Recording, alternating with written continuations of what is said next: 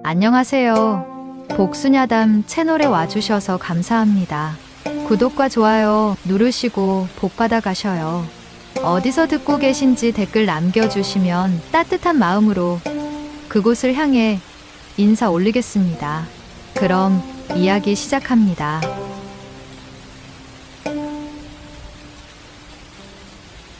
(1825년) 순조 25년 초여름의 아침이었습니다.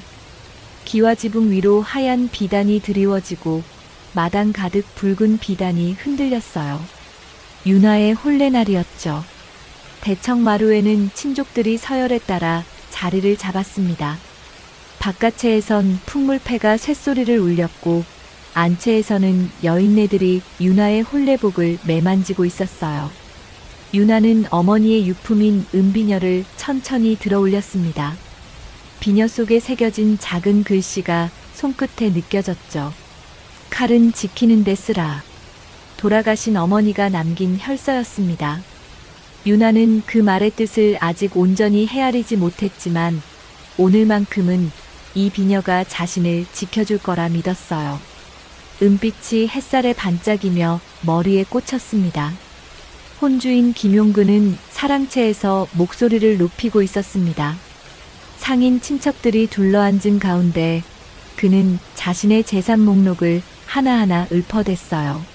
논이 25마지기, 밭이 12마지기, 노비가 7, 시내 포목전 2칸. 술잔을 기울일 때마다 그의 목소리는 더 커졌습니다. 곁에 앉은 친척 하나가 아첨하듯 물었죠. 혼사를 치르시면 장인 어른과 함께 큰일을 도모하시겠구려. 김용근의 입가에 흡족한 미소가 번졌습니다. 관도 공사 낙찰이 코앞이요. 군관댁과 손을 잡으면 관가의 문도 활짝 열릴 게 아니겠소. 그의 말투엔 오만이 배어 있었어요. 윤화의 아버지 윤대수는 군관으로서 청렴한 이름을 날리던 사람이었습니다. 하지만 김용근의 눈에 그것은 그저 이용할 수 있는 연주일 뿐이었죠. 마침 그때였습니다. 대문이 요란하게 열리는 소리가 들렸어요. 동원의 아전이 급히 들어섰습니다. 손에는 문서 한 장이 들려 있었죠. 마당에 모인 사람들의 웃음소리가 뚝 끊겼습니다. 아전은 영장을 펼쳐들고 낭랑한 목소리로 읽기 시작했어요. 윤대수 군관, 영모 내통 혐의로 체포령이 내려졌다. 즉시 가택을 수색하고 관련 문서를 압수하라. 윤화의 얼굴이 하얗게 질렸습니다. 손끝이 차갑게 식어갔어요. 혼례복의 무게가 갑자기 천근만근처럼 느껴졌죠. 주변에서 웅성거리는 소리가 귓가를 때렸습니다. 포졸들이 안채로 쏟아져 들어왔습니다. 장롱을 뒤지고 서한을 뒤엎었어요. 얼마 지나지 않아 한 포졸이 노비문서 묶음과 곱창 도면을 들고 나왔습니다. 여기 있소. 영모의 증거가 분명하오. 윤화는 떨리는 손으로 노비문서를 받아들었습니다. 문서를 찬찬히 살펴보던 그녀의 눈빛이 날카로워졌어요. 지문이 맞지 않았습니다. 아버지의 손도장과 문서에 찍힌 지문의 크기가 달랐죠. 이건 거짓입니다. 지문을 보십시오. 손가락 마디의 간격이 다르지 않습니까? 하지만 아전은 코웃음만 쳤습니다. 역적의 딸이 무슨 말을 하는가. 어서 묻거라. 김용근의 얼굴이 순식간에 변했습니다. 아까까지의 흥겨운 표정은 온데간데 없었어요. 그는 차갑게 말했죠. 이런 집안과는 혼인할 수 없소. 예물을 모두 회수하시오. 장맛비가 내리기 시작했습니다. 굵은 빗방울이 기와를 두드렸어요. 친족들이 하나둘 자리를 떴습니다. 붉은 비단이 빗물에 젖어 축 늘어졌죠. 마당에는 윤화 혼자만 남았습니다. 외숙 하나가 사람들 틈을 비집고 다가왔어요. 그는 주위를 살피더니 윤화의 귓가에 속삭였습니다. 잠시 몸을 피하거라. 손바닥 안에 작은 쪽지가 쥐어졌습니다. 윤화가 펼쳐보니 도망로가 그려져 있었어요. 우물에서 대밭을 지나 개울가로 이어지는 길이었죠. 유나는 비틀거리며 아버지의 방으로 향했습니다. 서안 서랍 깊숙한 곳에서 붉은 실로 꿰맨 작은 봉투를 찾아냈어요. 안에는 군량 기록이 적힌 메모가 들어 있었습니다. 유나는 은비녀를 다시 한번 꺼내 들었죠.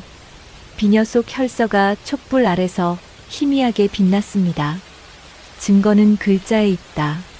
그녀는 입술을 깨물었습니다. 눈물을 참으며 봉투와 비녀를 품속 깊이 감췄어요. 밤이 깊어지자 관군이 다시 들이닥쳤습니다. 외숙이 사랑채에서 큰 소리로 항변하며 시간을 벌었어요. 그 사이 유나는 뒷문으로 빠져나갔습니다. 혼례복을 벗고 평상복으로 갈아입은 그녀는 빗속을 뚫고 달렸죠. 장터를 지나다 찢어진 종이 조각이 눈에 들어왔습니다. 땅에 떨어진 걸기문의 일부였어요. 백성의 곡식을이라는 글자만 겨우 알아볼 수 있었습니다. 유나는 그것을 주워 품에 넣었어요. 개울에 다다랐을 때 발을 헛디뎠습니다. 발목이 비틀리며 날카로운 통증이 밀려왔죠. 지늘기 미끄러워 제대로 걸을 수가 없었습니다. 유나는 이를 악물고 개울을 건넜어요. 저 멀리서 수레바퀴 소리가 들려왔습니다. 쇳소리도 섞여 있었죠. 유나의 심장이 세차게 뛰었습니다. 누군가 자신을 쫓아오고 있었어요. 갈림길이 나타났습니다. 평지로 가는 길과 산으로 오르는 길이었죠. 유나는 망설임 없이 산길을 택했습니다. 뒤를 돌아보니 횃불 5개가 지그재그로 다가오고 있었어요. 조직적인 추격이었습니다. 숨을 헐떡이며 산길을 오르던 유나는 문득 멈춰 섰습니다. 나무 사이로 또 다른 횃불이 보였어요. 그것은 추격자의 것이 아니었습니다. 누군가 자신을 기다리고 있는 듯 했죠. 유나는 은비녀를 꺼내 손에 쥐었습니다. 비녀 끝이 차갑게 식어 있었어요. 그녀는 천천히 그 횃불을 향해 걸어갔습니다. 숲길은 어둠으로 가득했습니다. 유나는 나무 뒤에 몸을 숨기고 발목을 살폈어요. 붓기가 올라오고 있었습니다. 이대로는 멀리 갈 수 없었죠. 주변을 둘러보니 도근과 백작약이 자라고 있었습니다. 유나는 어머니에게 배운 대로 약초를 뜯어 씹었어요. 쓴맛이 입안에 퍼졌습니다. 씹은 약초를 발목에 바르고 천조각으로 감았죠. 통증이 조금 가라앉았습니다. 그때 발밑에서 무언가 걸렸어요. 올감이었습니다.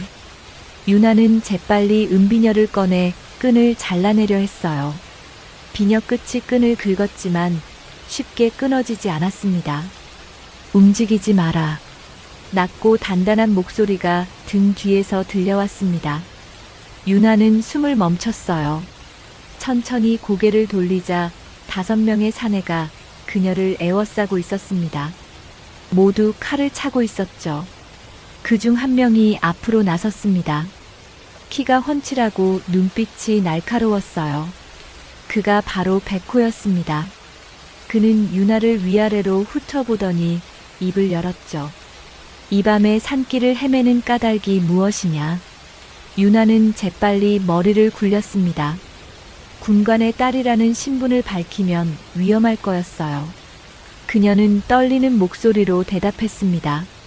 상여 행렬에서 떨어져 길을 잃었습니다. 백호의 눈빛이 의심으로 가득 찼습니다. 옆에 서 있던 사내 하나가 험악한 표정으로 말했어요. 첩자일 수도 있소. 관군이 우리를 찾고 있다는 소문이 돌지 않았소. 그가 바로 장두였습니다. 그는 칼자루에 손을 얹고 유나를 노려봤죠. 유나는 그의 눈빛에서 깊은 불신을 읽었습니다. 무언가 상처받은 사람의 눈이었어요. 백호가 손을 들어 장두를 제지했습니다. 일단 데려가자. 야영지에서 자세히 물어보면 된다.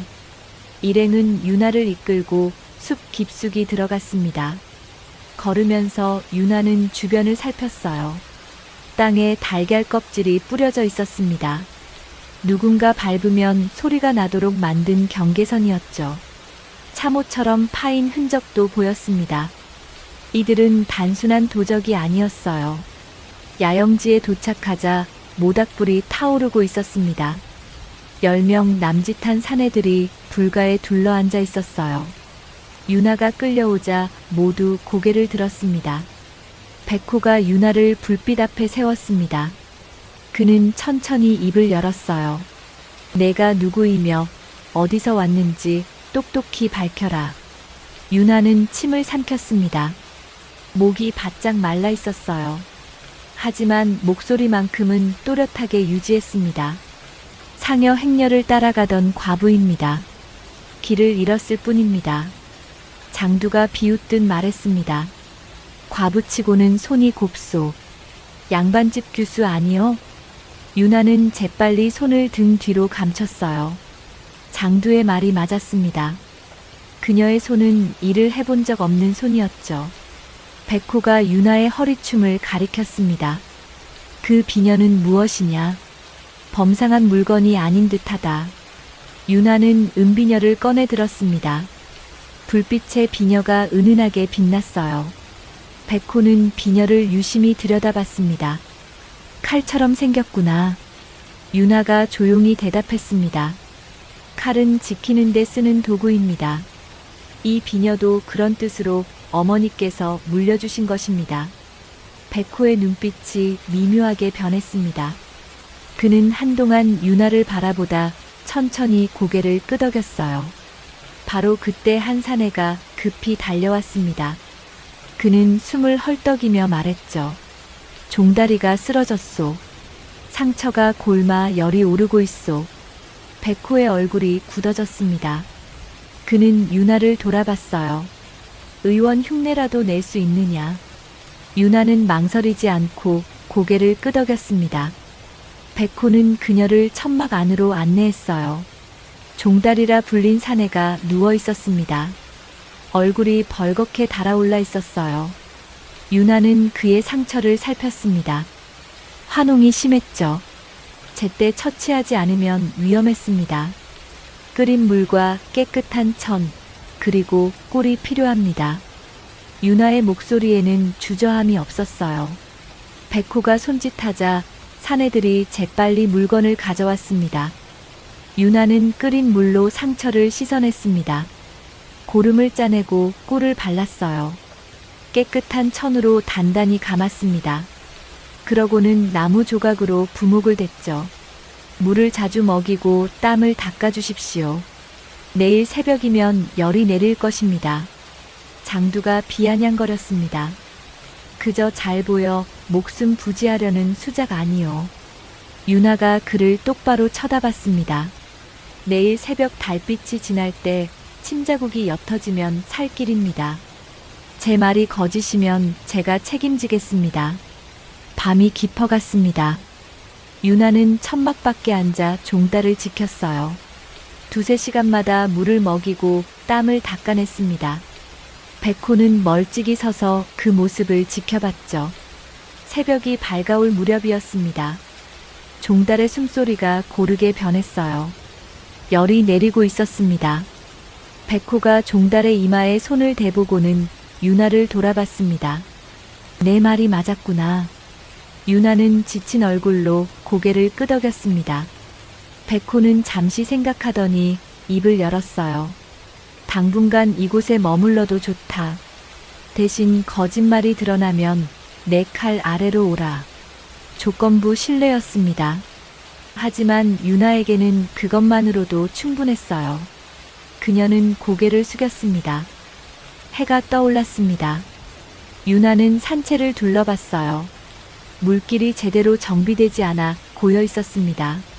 식량 관리도 허술했죠. 보초 교대도 일정하지 않았습니다. 백호가 다가왔습니다. 그는 유나의 시선을 따라 산채를 둘러보다 물었어요. 무엇이 보이느냐? 유나가 조심스럽게 대답했습니다. 고칠 곳이 많이 보입니다. 백호의 입가에 희미한 미소가 번졌습니다. 그는 유나의 은비녀를 다시 한번 바라봤어요. 그 비녀의 빛은 어찌 칼빛과 닮았는가. 유나는 비녀를 쓰다듬으며 대답했습니다. 지켜야 할 것이 있기 때문입니다. 두 사람의 눈빛이 마주쳤습니다. 그 순간 유나는 느꼈어요. 이곳에서 자신이 할 일이 있다는 것을요. 아침 해가 산채를 비쳤습니다. 유나는 물길부터 살펴봤어요. 상류의 웅덩이가 고여 있었습니다. 그곳에서 벌레가 꼬이고 물이 썩어가고 있었죠. 이 웅덩이를 메워야 합니다. 병이 이곳에서 시작됩니다. 백호가 고개를 끄덕였습니다. 사내들이 삽과 괭이를 들고 나섰어요. 흙과 돌을 날라 웅덩이를 메웠습니다. 물길이 다시 흐르기 시작했죠. 유나는 보초들에게도 눈길을 주었습니다. 밤새 보초를 서는 이들이 자꾸 졸고 있었어요. 그녀는 대추씨를 주머니에 담아 나눠줬습니다. 손으로 굴리며 서십시오. 손을 움직이면 잠이 달아납니다. 사내들은 처음엔 의아해했지만 곧 효과를 느꼈어요. 손끝의 감각이 정신을 깨웠습니다. 식량 창고도 문제였습니다. 곡식이 부족하고 저장 방법도 엉망이었어요. 유나는 장두에게 말했습니다. 청어를 말려 비축하십시오. 단백질을 보충할 수 있습니다. 쑥과 미역도 말려두면 겨울을 날 수 있어요. 장두는 여전히 경계하는 눈빛이었지만 고개를 끄덕였습니다. 유나는 염장법도 가르쳤어요. 소금에 절인 고기는 오래 두어도 상하지 않았죠. 며칠이 흘렀습니다. 산채의 분위기가 조금씩 나아졌어요. 병에 걸리는 사람이 줄고 식량도 제법 비축되었습니다. 그러던 어느 새벽이었습니다. 보초가 다급히 달려왔어요. 곡식 자루가 사라졌소. 누군가 훔쳐갔소. 산채가 발칵 뒤집혔습니다. 장두는 당장 외부 침입자를 의심했어요. 관군의 첩자가 들어온 게 분명하오. 하지만 유나는 천천히 땅을 살폈습니다. 발자국이 남아 있었어요. 깊이와 간격을 재며 유나는 고개를 저었습니다. 이 발자국은 우리 중 누군가의 것입니다. 외부인이라면 걸음이 더 조심스러웠을 겁니다. 백호의 얼굴이 굳어졌습니다. 내부에 문제가 있다는 뜻이었죠. 유나는 조심스럽게 말을 이었습니다.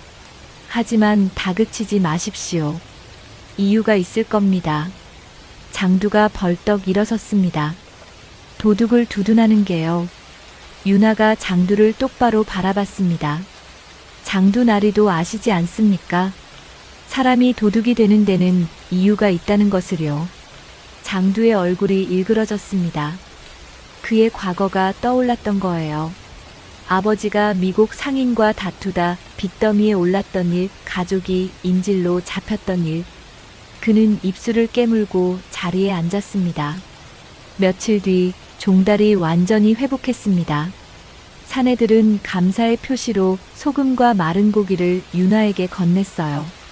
말은 없었지만 그들의 눈빛이 달라져 있었습니다. 백호는 날마다 야외에서 목검을 휘둘렀습니다. 유나는 그 모습을 지켜보다 입을 열었어요. 힘으로만 막으려 하시는군요. 백호가 동작을 멈추고 돌아봤습니다. 유나가 나무가지를 주워들었어요. 비껴배기를 쓰십시오. 힘을 최소화하면서 막을 수 있습니다. 그녀는 시범을 보였습니다. 가지를 비스듬히 세워 상대의 칼을 흘려보내는 동작이었죠. 백호는 그 움직임을 유심히 지켜봤습니다. 누구에게 배웠소? 아버지께서 가르쳐 주셨습니다. 칼은 힘이 아니라 흐름이라고 하셨죠. 백호는 다시 목검을 들었습니다. 이번엔 유나가 가르쳐 준 대로 움직였어요. 동작이 훨씬 부드러워졌습니다. 해질녘 백호가 유나를 불렀습니다. 그는 지도 하나를 펼쳐 보였어요. 마을을 치려 합니다. 식량이 필요하오. 유나는 지도를 찬찬히 들여다봤습니다. 곡창의 위치, 막루, 경비 교대 시간. 그녀는 천천히 고개를 저었어요. 마을을 치면 백성들만 힘들어집니다. 곡창을 치십시오. 백호의 눈빛이 반짝였습니다. 유나는 지도에 표시를 하기 시작했어요. 교대는 삼경에 합니다. 그때가 가장 허술해요.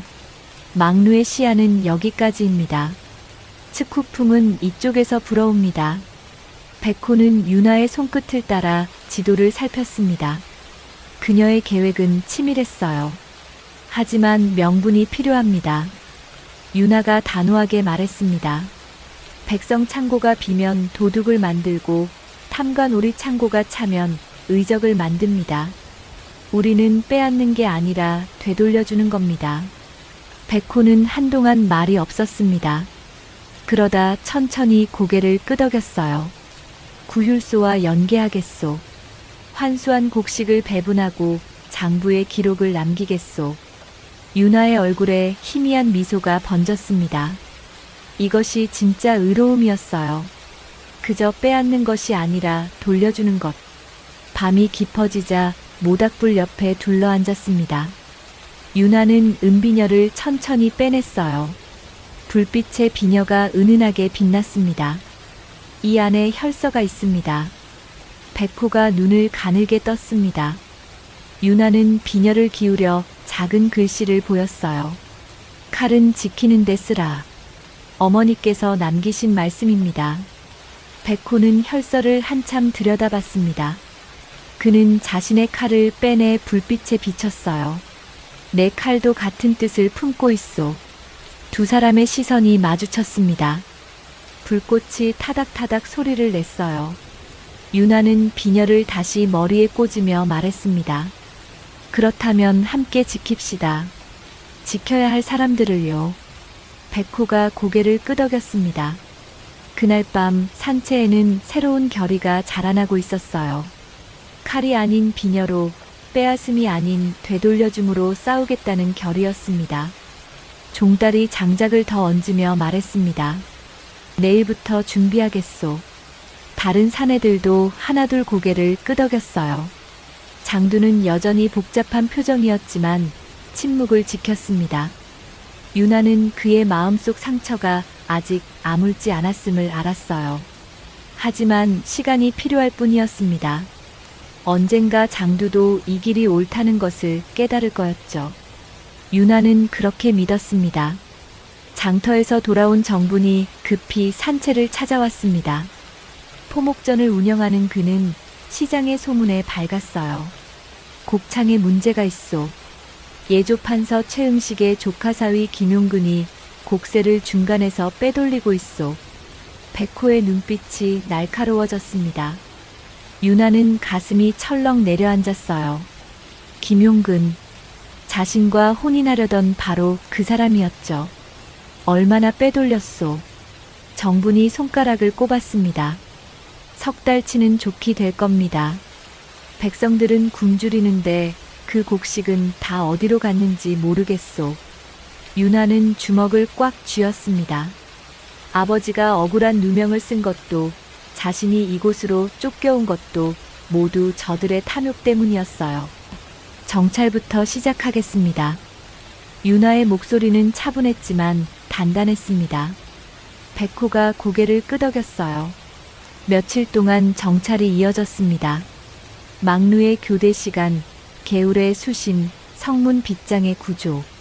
모든 것을 낱낱이 파악했어요. 유나는 개찰장부가 어디에 보관되는지도 알아냈습니다. 북문 아래 배수로로 들어갈 수 있습니다. 유나가 지도에 표시를 하며 설명했어요. 백호와 사내들이 귀를 기울였습니다. 말몰이꾼이 외곽에서 우마떼를 몰아 소란을 피우십시오. 그 사이 소수 정예가 배수로로 진입합니다. 계획은 치밀했습니다. 유나는 수레바퀴의 눈금과 곡포 자루의 무게 표기를 대조하는 방법까지 설명했어요. 빼앗은 만큼만 돌려줍니다. 그것이 명분입니다. 밤이 깊어지자 일행이 움직였습니다. 유나도 함께했어요. 그녀는 검은 옷으로 갈아입고 은비녀를 단단히 꽂았습니다. 외곽에서 말발굽 소리가 요란하게 울렸습니다. 경비들이 그쪽으로 달려갔어요. 백호와 유나, 종달 그리고 3명의 사내가 배수로로 스며들었습니다. 어둠 속에서 유나의 숨소리가 또렷했습니다. 심장이 빠르게 뛰었지만 손은 떨리지 않았어요. 배수로는 좁고 축축했습니다. 곰팡이 냄새가 코를 찔렀죠. 곡창 안으로 들어서자 곡식 자루들이 가득 쌓여 있었습니다. 유나는 자루에 적힌 표시를 살폈어요. 무게와 날짜가 적혀 있었습니다. 이 자루들입니다. 표기된 무게보다 실제 무게가 가벼워요. 백호가 자루를 들어 확인했습니다. 유나의 말이 맞았어요. 착복한 흔적이 역력했습니다. 보초 2명이 순찰을 돌고 있었습니다. 종달이 재빨리 다가가 끈으로 묶고 입을 막았어요. 살상은 하지 않았습니다. 유나가 보초들의 손목 맥을 짚어 확인했죠. 살아있습니다. 1시경쯤 지나면 깨어날 겁니다. 곡식을 수레에 싣는 동안 유나는 장부를 뒤졌습니다. 개찰 장부에는 2가지 기록이 있었어요. 같은 날짜인데 자릿수가 달랐습니다. 무게 농담도 달랐죠. 이중 장부입니다. 증거로 쓸 수 있어요. 유나는 장부 일부를 찢어 품에 넣었습니다. 백호는 수레바퀴 자국도 확인했어요. 바퀴가 깊게 파인 흔적으로 무게를 추정할 수 있었죠. 곡식을 다 실은 뒤 일행은 구율소 깃발을 걸었습니다. 붉은 깃발이 바람에 펄럭였어요. 유나는 미리 준비한 배분표를 우물가와 장터 입구에 붙였습니다. 곡식을 받아가실 분들은 이름을 적어주십시오. 우리가 한 일을 기록으로 남깁니다. 새벽녘 백성들이 하나둘 모여들었습니다. 처음엔 의심하던 눈빛이 점점 환희로 바뀌었어요. 아이를 업은 어머니가 눈물을 흘렸습니다. 고맙습니다. 정말 고맙습니다. 유나는 가슴이 뜨거워졌습니다. 이것이 진짜 의로움이었어요. 칼이 아니라 나눔으로, 빼앗음이 아니라 되돌려줌으로. 귀한 길은 조심스러웠습니다. 추적대가 뒤쫓을 게 분명했어요. 백호는 신발에 솔가루를 묻혀 추적견을 교란했습니다. 물길을 건너며 흔적을 지웠죠. 산채로 돌아오자 사내들이 환호했습니다. 하지만 백호는 침착했어요. 이제 시작일 뿐이요. 저들이 가만히 있지 않을 겁니다. 유나도 알고 있었습니다. 김용근과 최응식이 가만히 당하고만 있을 리 없었어요. 반격이 올 거였습니다. 하지만 두려움보다 확신이 컸습니다. 자신들이 한 일은 옳았어요. 증거도 있고 명분도 있었습니다.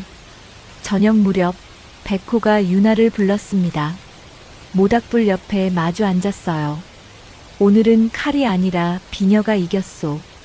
유나는 미소 지었습니다. 백호는 계속 말을 이었죠. 당신이 없었다면 우리는 그저 도적으로 끝났을 겁니다. 하지만 이제는 다릅니다. 장두가 멀찍이 서서 그들을 바라보고 있었습니다. 그의 표정은 여전히 복잡했지만 적대감은 사라져 있었어요. 그도 느끼고 있었습니다. 이 길이 옳다는 것을요. 종달이 술잔을 들고 외쳤습니다. 명분은 칼보다 무겁소. 사내들이 일제히 화답했습니다. 유나는 은비녀를 만지작거렸어요. 비녀 속 혈서가 손끝에서 느껴졌습니다. 어머니께서 남기신 말씀이 이제야 온전히 이해되었습니다. 칼은 지키는 데 쓰는 것. 그저 베는 것이 아니라 지켜야 할 것을 위해 쓰는 거였어요. 유나는 하늘을 올려다봤습니다. 별들이 총총히 빛나고 있었어요. 아버지도 저 별들 중 하나가 되어 자신을 지켜보고 계실 거였습니다. 아버지, 딸이 아버지의 이름을 지키겠습니다.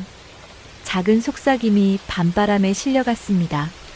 유나는 다시 모닥불을 바라봤어요. 불꽃이 타오르고 있었습니다.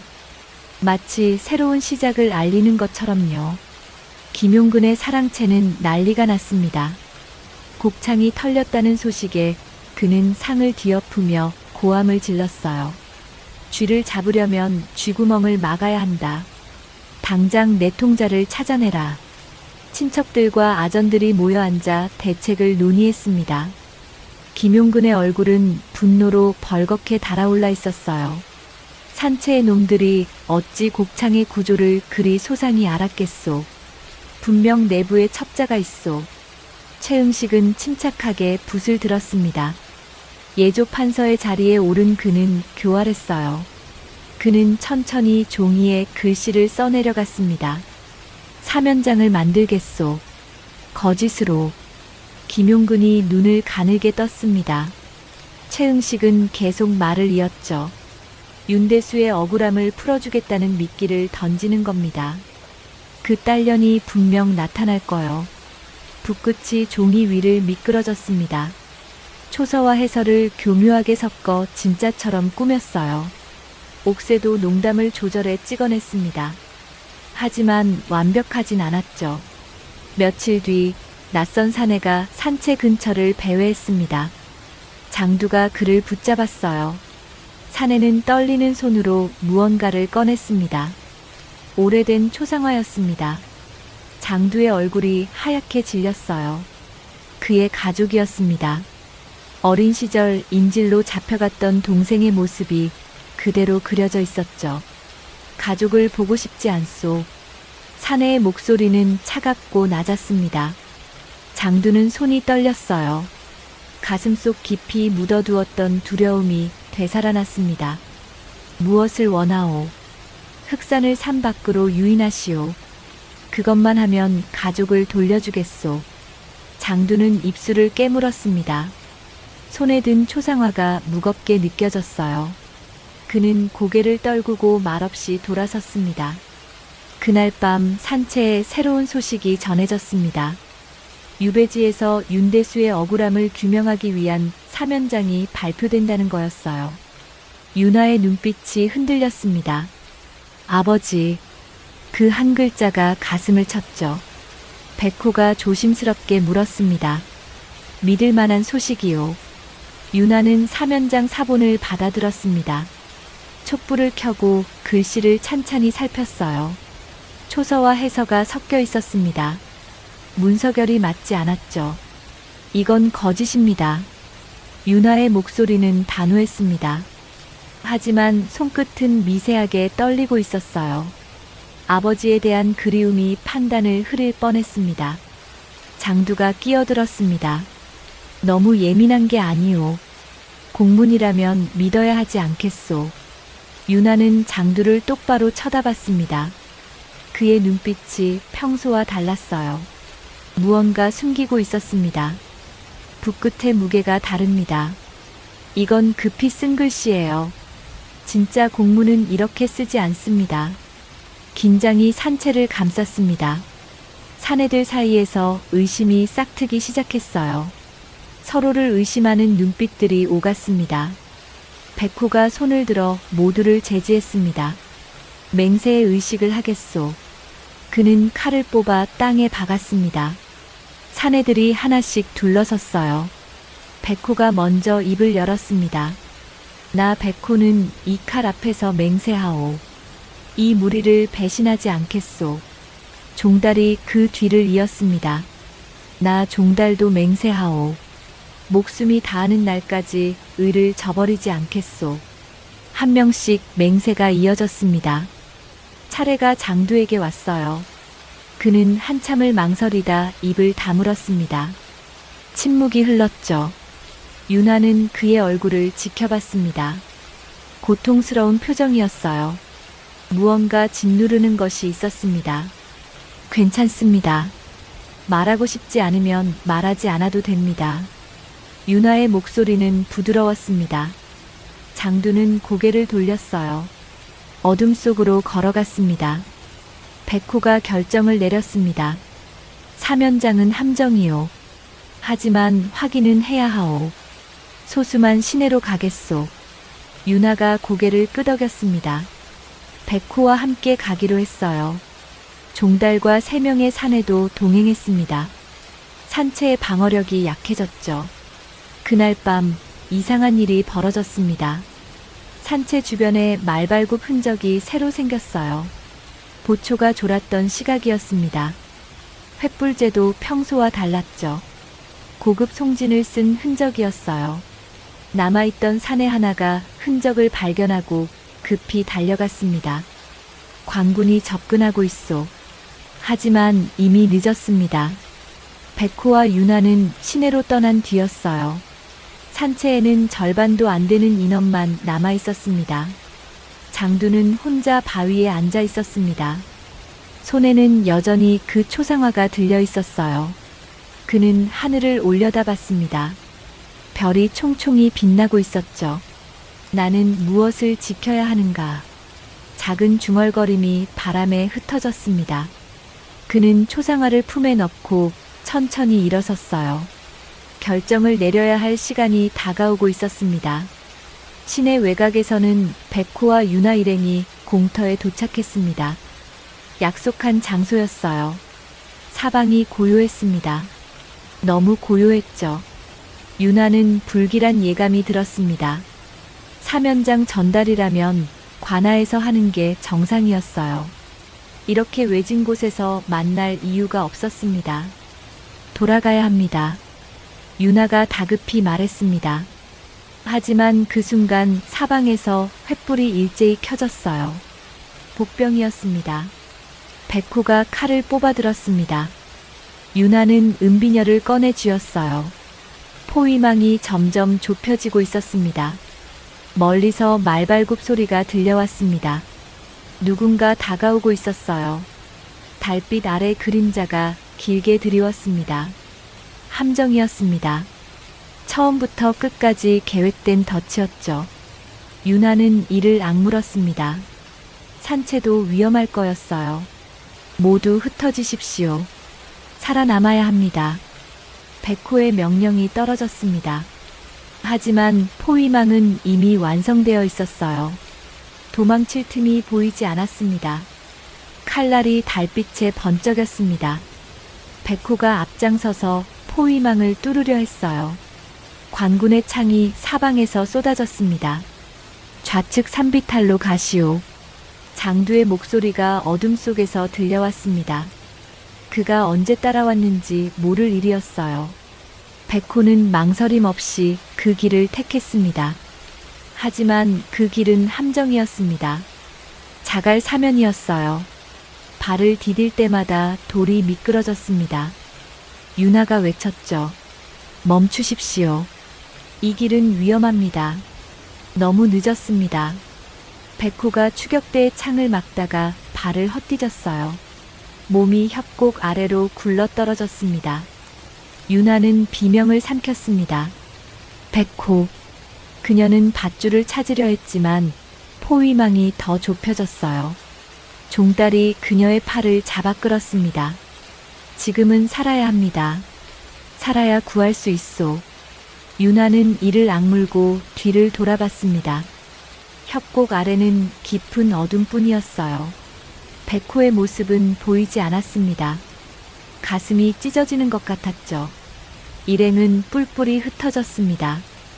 윤아는 종달과 함께 숲길로 도망쳤어요. 뒤에서 말발굽 소리가 쫓아왔습니다. 같은 시각, 산채는 불길에 휩싸이고 있었습니다. 기름 묻은 집단이 여기저기 던져졌어요. 불이 순식간에 번져갔습니다. 남아있던 사내들이 물을 기르려 했지만 소용없었습니다. 물길 위쪽에 토사가 유입되어 있었어요. 취수가 차단된 거였죠. 도망쳐라. 더는 막을 수 없다. 사내들은 천막에서 급히 짐을 꺼냈습니다. 하지만 관군이 사방을 둘러쌌어요. 종달의 가족을 포함해 몇몇이 붙잡혔습니다. 불꽃이 하늘로 치솟았습니다. 산채가 무너져 내렸어요. 그곳에서 함께 나눈 밥, 함께 나눈 웃음, 모든 것이 재가 되어 사라졌습니다. 윤아는 숲속에서 그 불빛을 봤습니다. 눈물이 쏟아졌어요. 손으로 입을 막고 흐느낌을 삼켰습니다. 종달도 주먹을 쥔 채 고개를 떨구었죠. 제 가족도 저기 있었소. 종달의 목소리가 떨렸습니다. 유나는 그의 어깨에 손을 얹었어요. 위로의 말은 나오지 않았습니다. 그저 함께 아파할 뿐이었죠. 새벽녘 둘은 장터 근처 포목전에 도착했습니다. 정분의 가게였어요. 정분은 급히 그들을 다락방으로 숨겼습니다. 관아에서 수배령이 내려졌소. 조심하시오. 유나는 다락방 구석에 웅크리고 앉았습니다. 온몸이 떨렸어요. 백호는 살았을까?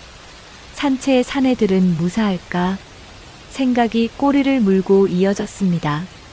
그녀는 은비녀를 꺼내 들었습니다.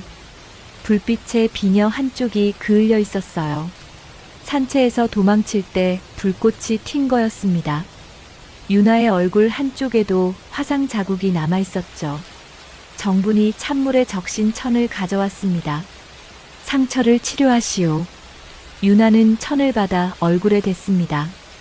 따끔한 통증이 느껴졌어요. 하지만 육신의 아픔은 마음의 아픔에 비하면 아무것도 아니었습니다. 구휼소의 장부를 가져왔소. 정분이 묶음을 내밀었습니다. 배분 기록이 빼곡히 적혀 있었어요. 유나는 장부를 펼쳐봤습니다.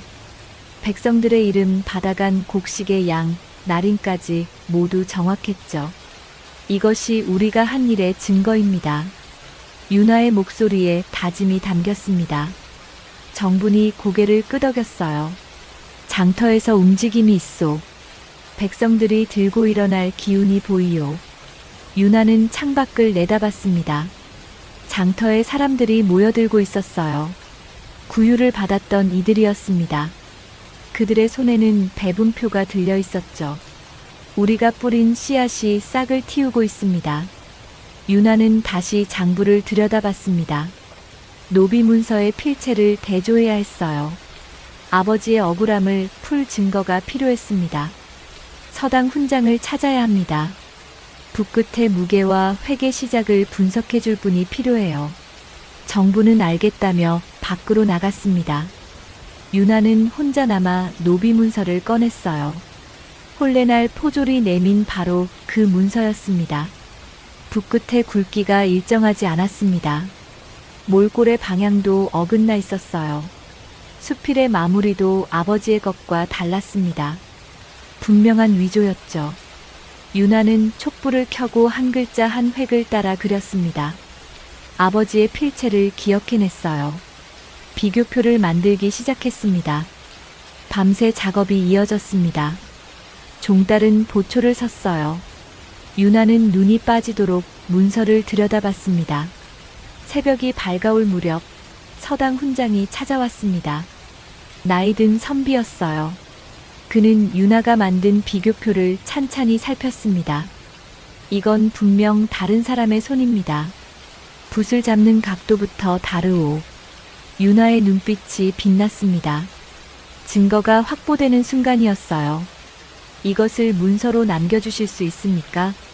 훈장은 고개를 끄덕이며 붓을 들었습니다. 감별서를 작성하기 시작했어요. 유나는 그 모습을 지켜보며 다짐했습니다. 칼로는 못 지킨 것을 문서로 지키겠습니다. 은비녀를 품에 꼭 안았습니다. 비녀가 차갑게 느껴졌어요. 하지만 그 차가움이 오히려 정신을 또렷하게 만들었습니다. 창밖으로 햇살이 비쳤습니다. 새로운 하루가 시작되고 있었어요. 유나는 눈물을 훔쳤습니다. 슬픔을 삼키고 일어섰죠. 이제 장터로 나가야 합니다. 백성들 앞에서 진실을 밝혀야 해요. 종달이 걱정스러운 얼굴로 물었습니다. 위험하지 않겠소? 유나가 고개를 저었습니다. 위험하지 않은 길은 없습니다. 하지만 가야 할 길은 분명합니다. 그녀는 은비녀를 다시 머리에 꽂았습니다. 화상 자국이 있는 얼굴이었지만 눈빛만큼은 흔들리지 않았어요. 지켜야 할 것이 있었습니다. 아버지의 이름, 백호의 희생, 산채 사내들의 믿음. 모든 것을 지켜내야 했죠. 정분이 너울을 내밀었습니다. 얼굴을 가리고 가시오. 아직은 때가 아니오. 유나는 너울을 받아 썼습니다. 장터로 향할 준비가 끝났어요. 진실을 밝힐 시간이 다가오고 있었습니다. 장날이었습니다. 사람들이 장터로 몰려들었어요. 유나는 너울을 쓰고 인파 사이를 걸었습니다. 손에는 문서 묶음이 들려 있었죠. 장터 한복판에 나무 상자가 놓여 있었습니다. 유나는 그 위로 올라섰어요. 사람들의 시선이 일제히 그녀에게 쏠렸습니다. 너울을 벗었습니다. 화상 자국이 있는 얼굴이 드러났어요. 군중이 숨을 죽였습니다. 유나는 천천히 입을 열었죠. 저는 군관 윤대수의 딸입니다.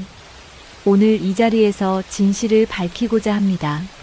목소리가 장터에 울려 퍼졌습니다. 유나는 첫 번째 문서를 들어 올렸어요. 이것은 제 아버지의 이름으로 위조된 노비 문서입니다. 그녀는 문서를 펼쳐 보였습니다. 손지장의 음영을 가리키며 설명했어요. 오른손과 왼손의 음영이 다릅니다. 문양의 반복도 일치하지 않습니다.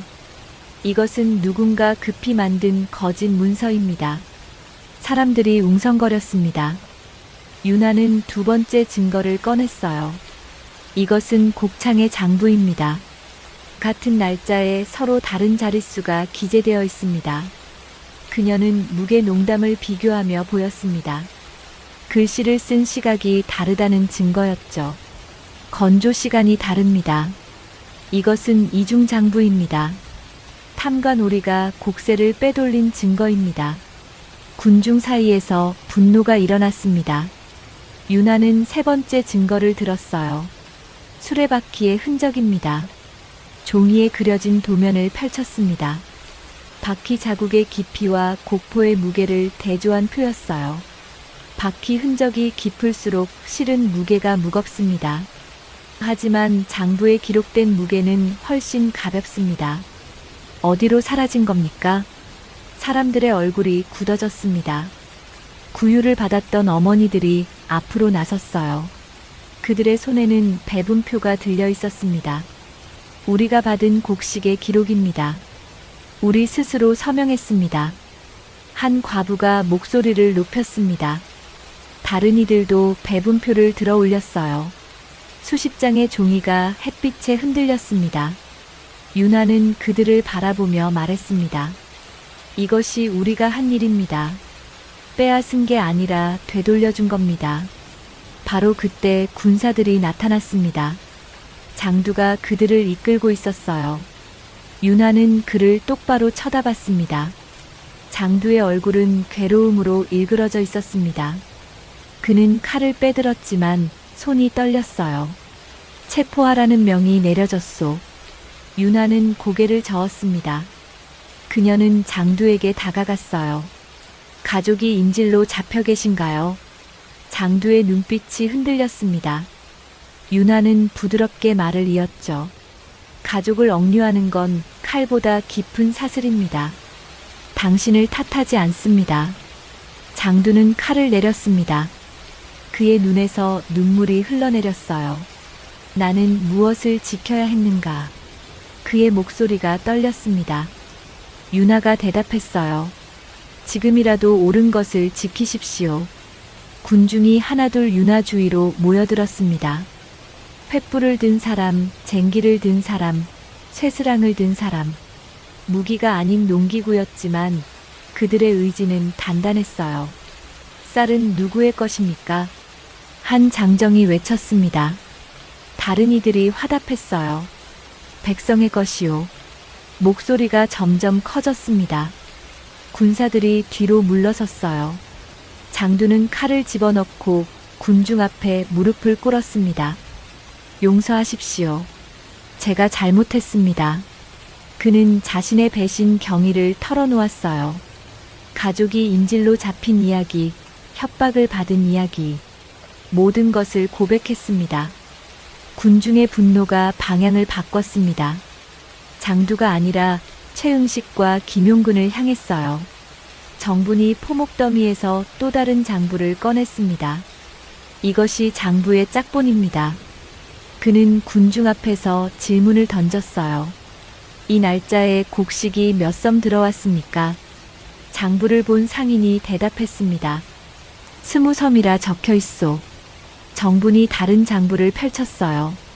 하지만 이쪽 장부에는 15섬이라 적혀 있습니다. 5섬은 어디로 갔습니까? 군중이 분노로 들끓었습니다. 동원의 아전이 나서서 외쳤어요. 문서가 위조되었소. 믿을 수 없소. 윤하가 서당 훈장을 불렀습니다. 나이든 선비가 앞으로 나섰어요. 저는 20년간 그를 가르친 훈장입니다. 붓끝에 감별을 해드리겠습니다. 그는 두 문서를 비교했습니다. 3인체와 예서체의 차이를 설명했어요. 이 문서는 서로 다른 사람이 썼습니다. 붓을 잡는 각도와 힘의 분배가 전혀 다릅니다. 아전의 얼굴이 하얗게 질렸습니다. 더 이상 항변할 말이 없었어요. 군중이 동원으로 움직이기 시작했습니다. 배분표를 든 어머니들이 앞장섰어요. 그들은 동원 앞에 배분표를 하나씩 걸었습니다. 문서가 깃발이 되었습니다. 수십 장의 종이가 동원 앞에 줄줄이 펄럭였어요. 백성들의 서명이 햇빛에 빛났습니다. 우리가 받은 것을 증명합니다. 우리가 본 것을 증언합니다. 목소리가 하나로 모였습니다. 윤하는 그 광경을 바라보며 눈물을 흘렸어요. 이것이 진짜 힘이었습니다. 칼이 아니라 진실의 힘이었죠. 동원의 문이 열렸습니다. 9년 수령이 나타났어요. 그는 군중을 둘러보다 윤하를 바라봤습니다. 증거를 제출하시오. 윤하는 모든 문서를 수령 앞에 내밀었습니다. 노비문서, 곡창장부, 수레바퀴 분석표, 배분기록, 훈장의 감별서. 하나하나가 명백한 증거였어요. 수령은 한참 동안 문서를 살폈습니다. 그의 표정이 점점 굳어졌어요. 이것이 사실이라면 중대한 문제요. 윤하가 단호하게 말했습니다. 모두 사실입니다. 문서 앞에서는 모두가 평등합니다. 수령은 고개를 끄덕였습니다. 그는 아전을 불러 명령을 내렸어요. 최응식과 김용근을 조사하라. 관련 문서를 모두 압수하라. 군중 사이에서 환호가 터져 나왔습니다. 윤하는 그 자리에 주저앉았어요.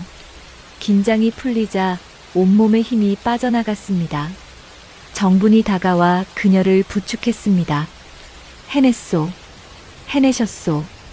윤하는 은비녀를 만지작거렸습니다. 비녀가 따뜻하게 느껴졌어요. 마치 어머니가 손을 잡아주는 것 같았죠. 장터에 해가 기울고 있었습니다. 윤하는 하늘을 올려다봤어요. 구름 사이로 햇살이 쏟아지고 있었습니다. 새로운 시작의 빛이었죠. 최응식은 동원에 앉아 있었습니다. 그의 얼굴은 창백했어요. 9년 수령이 문서 묶음을 그 앞에 던졌습니다. 이것을 어찌 설명하시겠소? 최응식은 문서를 훑어봤습니다. 노비문서, 곡창장부, 감별서. 모든 증거가 그곳에 있었어요. 하지만 그는 침착함을 잃지 않았습니다. 군중 선동입니다. 저 여자는 역적의 딸이 아니오. 백성을 현혹하고 있소. 그는 합법의 외양을 내세워 윤하를 몰아붙이려 했어요. 수령에게 구금 지시를 요구했습니다. 저자를 당장 잡아들이시오. 하지만 윤하는 이미 준비하고 있었습니다. 감방에 갇힌 그날 밤 그녀는 은비녀를 꺼내들었어요. 촛불에 비녀를 비쳤습니다. 혈서가 희미하게 보였습니다. 하지만 자세히 들여다보니 단순한 유언이 아니었어요. 글자가 격자로 분할되어 있었습니다. 암호였죠. 윤하는 손가락으로 글자를 따라갔습니다. 곡창, 서쪽, 벽, 속. 단어들이 이어졌어요. 곡창 서쪽 벽 속에 비밀 서랍이 있다. 그녀는 아버지의 옛 편지를 다시 펼쳤습니다. 그곳에도 같은 암호가 숨어 있었어요. 수취인 명세와 도장 목록의 위치를 알려주는 거였습니다. 아버지께서 증거를 숨겨두셨구나. 윤하는 가슴이 뛰었습니다. 하지만 자신은 감방에 갇혀 있었어요. 누군가에게 알려야 했습니다. 그날 밤 정분과 장두가 몰래 감방을 찾아왔습니다. 장두는 속죄하는 마음으로 유나를 돕기로 했어요. 서쪽 벽을 찾으십시오. 벽토의 결을 따라 긁으면 서랍이 나올 겁니다. 유나가 암호를 해독한 내용을 전했습니다. 정분과 장두는 고개를 끄덕이고 어둠 속으로 사라졌어요. 한밤중 두 사람은 곡창으로 향했습니다. 서쪽 벽은 다른 벽과 달리 벽토가 두꺼웠어요. 장두가 작은 칼로 조심스럽게 벽토를 긁어냈습니다. 못이 박혀 있었습니다. 하나씩 뽑아내자 작은 서랍이 드러났어요. 안에는 문서 묶음이 들어 있었습니다. 이게 바로 증거요. 정분이 문서를 펼쳐봤습니다. 수치인 명세가 빼곡히 적혀 있었어요. 도장 목록도 함께 있었습니다. 최응식과 김용근의 이름이 선명하게 보였죠. 이것만 있으면 저들을 무너뜨릴 수 있소. 장두는 문서를 품에 감췄습니다. 두 사람은 조심스럽게 곡창을 빠져나왔어요. 하지만 김용근은 이미 눈치채고 있었습니다. 그는 감방 교체를 명령했어요. 유나를 다른 곳으로 옮겨 증거 회수를 막으려 했죠. 당장 그 여자를 이감하라. 포졸들이 감방으로 향했습니다. 하지만 장두가 먼저 도착했어요. 그는 경비를 속이고 수레에 포목을 싣는 척했습니다. 이 짐을 옮겨야 하오. 수레 안에 유나를 숨겼습니다. 포목더미 사이에 몸을 웅크린 유나는 숨을 죽였어요. 수레가 천천히 움직였습니다. 경비가 수레를 확인하려 다가왔습니다. 장두는 태연하게 포목 한 피를 들어 보였어요. 급히 납품할 물건이요. 경비는 고개를 끄덕이고 지나갔습니다. 수레가 문을 빠져나갔어요. 유나는 그제야 숨을 내쉬었습니다. 한편 최응식은 임금에게 올릴 상소문을 작성하고 있었습니다. 탄핵을 당하기 전에 먼저 공격하려는 거였어요. 사설 구율 조직의 불법 곡식 유통이요. 이것은 국법을 어지럽히는 행위입니다. 그는 자신을 보호하기 위한 논리를 짜고 있었습니다. 하지만 유나도 준비하고 있었어요. 포목전 다락방에서 유나는 반박서를 작성했습니다. 배분표, 봉인, 증언 녹취를 모두 묶었어요. 이것은 합법적 구율입니다. 증거가 모두 있습니다. 그녀는 하나하나 문서를 정리했습니다. 백성들의 서명, 날인, 배분 날짜, 모든 것이 절차에 따라 기록되어 있었죠. 바로 그때 문이 열렸습니다. 백호였습니다. 그는 온몸에 상처를 입고 비틀거리며 들어왔어요. 백호. 유나가 달려가 그를 부축했습니다. 백호는 갈비뼈가 부러진 채로 협곡에서 기어 올라왔던 거예요. 칼은 아직 베지 않았소. 백호의 목소리는 약했지만 눈빛만큼은 흔들리지 않았습니다. 유나는 그의 상처를 치료했어요. 천을 찢어 갈비뼈를 감싸고 약초를 발랐습니다. 이제 마지막 싸움이 남았습니다. 유나가 말했습니다. 백호는 고개를 끄덕였어요. 장두가 서랍에서 찾은 문서를 가져왔습니다. 유나는 그것을 반박서에 덧붙였어요. 이제 모든 준비가 끝났습니다. 다음 날 동원 마당에서 공개 대질 신문이 열렸습니다. 군중이 마당을 가득 메웠어요.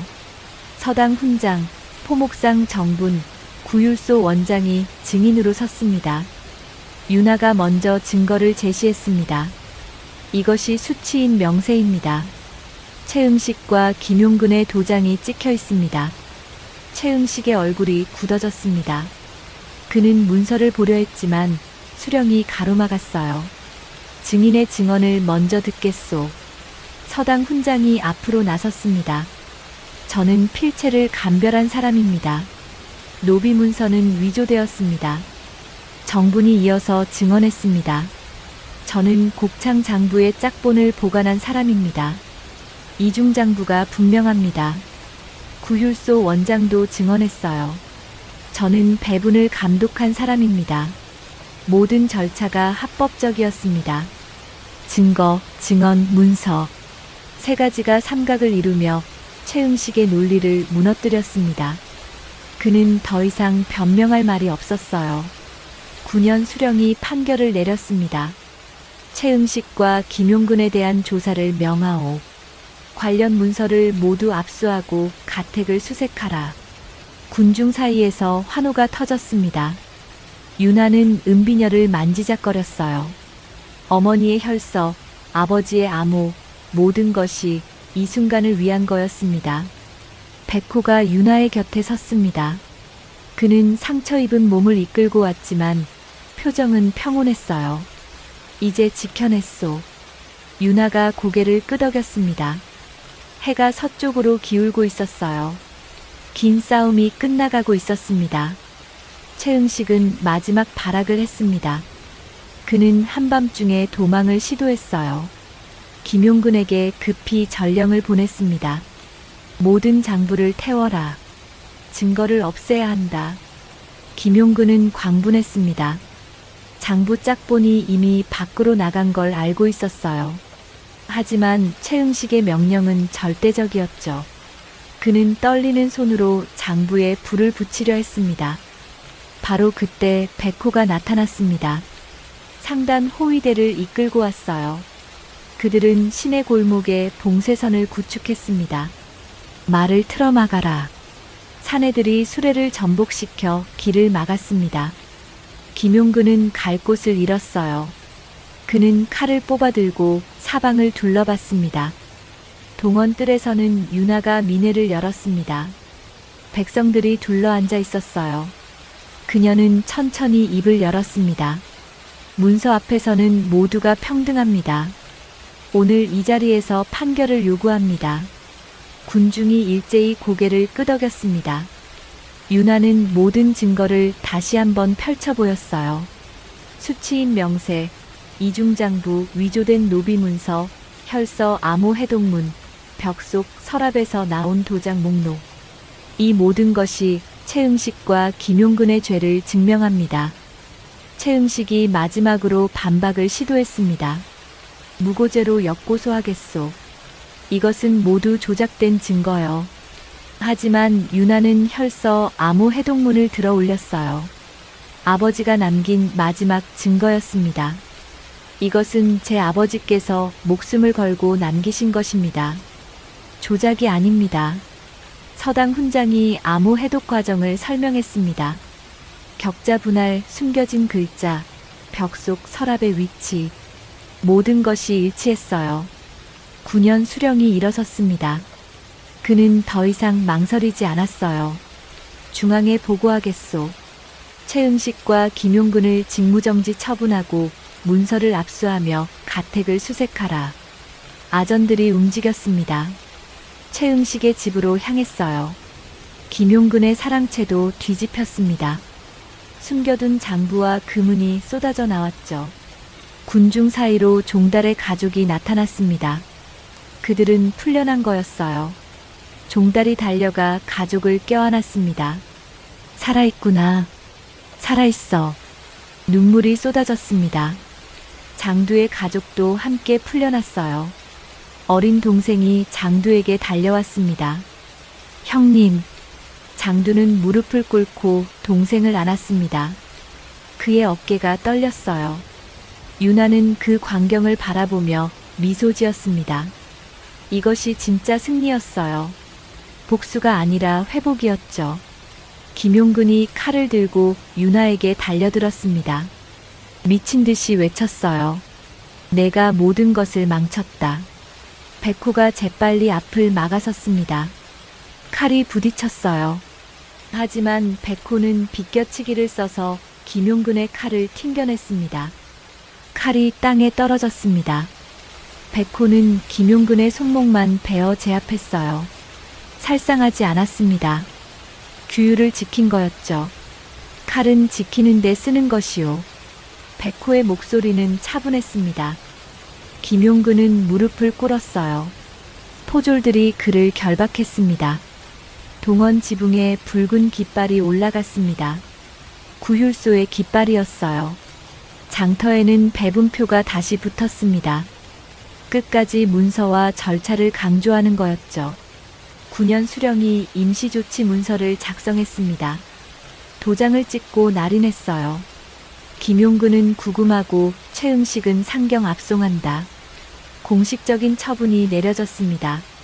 군중은 조용히 그 광경을 지켜봤어요. 환호보다는 숙연함이 흘렀습니다. 윤하는 동원뜰에 홀로 섰습니다. 모든 것이 끝난 거였어요. 하지만 가슴은 텅 빈 것 같았습니다. 아버지는 돌아오지 않았어요. 산채도 사라졌습니다.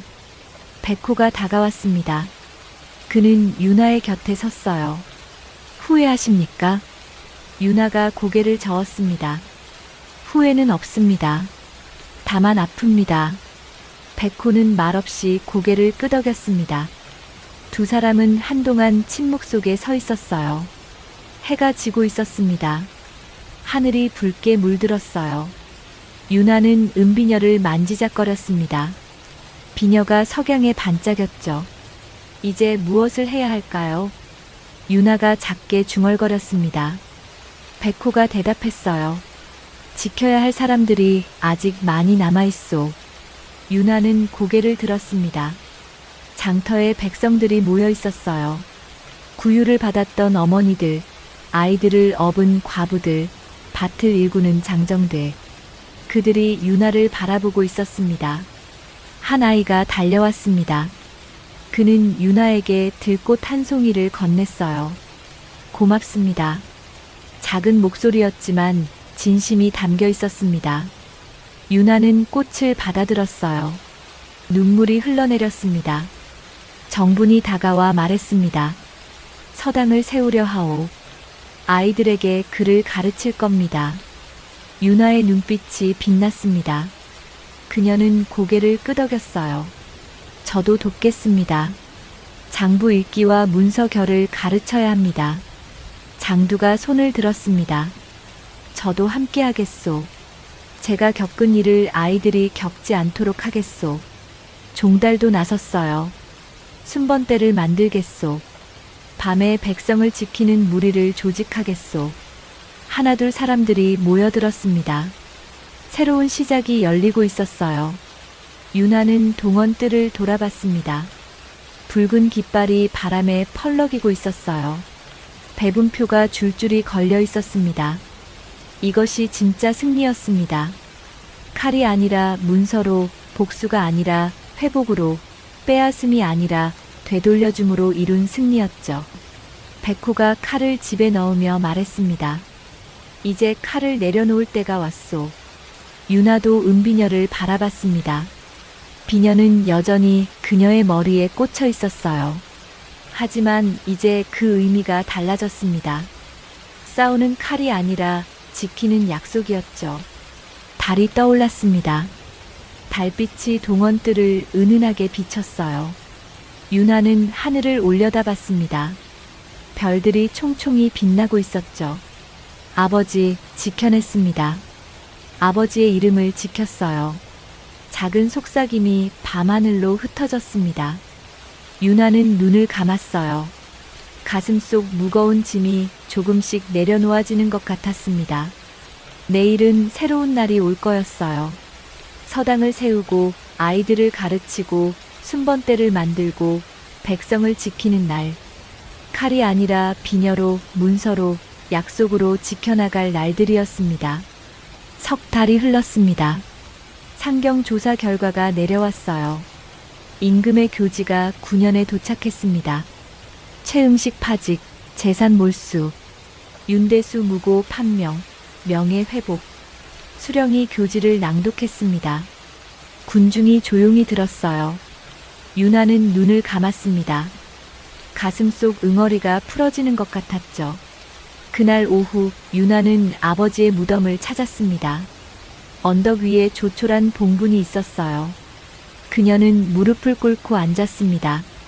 아버지, 이제 편히 쉬십시오. 손에는 막걸리 한 잔이 들려 있었습니다. 윤하는 조심스럽게 술을 따랐어요. 막걸리가 흙에 스며들었습니다. 은비녀를 꺼내 들었습니다. 한참을 들여다보다 내려놓으려 했어요. 하지만 손이 멈췄습니다. 비녀는 아직 필요했습니다. 지켜야 할 약속이 남아 있었죠. 유나는 비녀를 다시 머리에 꽂았습니다. 비녀가 햇살에 반짝였어요. 화상 자국이 있는 얼굴이었지만 표정은 평온했습니다. 지키는 약속으로 간직하겠습니다. 무덤 앞에서 오래 앉아 있었습니다. 바람이 불어왔어요. 마치 아버지가 대답하는 것 같았습니다. 관에서 포상금과 품계가 내려왔습니다. 하지만 유나는 사양했어요. 이것으로 서당을 세우겠습니다. 수령은 고개를 끄덕였습니다. 포상금은 서당 건립 재원이 되었어요. 장터 옆에 서당이 들어섰습니다. 작지만 단단한 기와집이었어요.